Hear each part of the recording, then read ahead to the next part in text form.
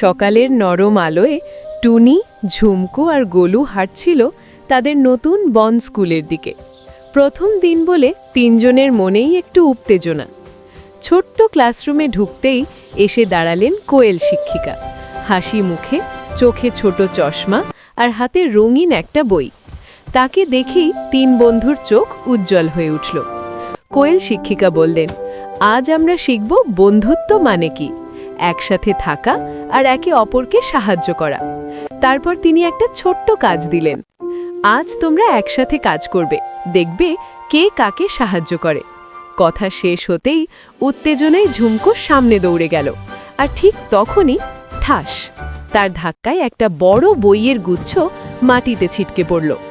লজ্জায় মাথা নিচু করে সে বলল, উফ, দুঃখিত, আমি খুব দ্রুত দৌড়ে ফেলেছি। টুনি আর গোলু একটুও দেরি না করে বইগুলো তুলতে শুরু করল। টুনি হাসি দিয়ে বলল, কিছু হয়নি, আমরা একসাথে করলেই সব ঠিক হয়ে যায়। ঝুমকো লজ্জা ভুলে বন্ধুদের সঙ্গে বইগুলো সাজিয়ে রাখল। তিন বন্ধু বুঝে গেল, বন্ধুত্ব মানে শুধু খেলা নয়, ভুল হলে ক্ষমা করা, সাহায্যের হাত বাড়িয়ে দেওয়া আর একসাথে থাকার আনন্দই সবচেয়ে বড়। সেই দিন তাদের স্কুলে শুধু পড়াশোনাই হয়নি, তারা শিখেছিল প্রকৃত বন্ধুত্বের আসল মানে।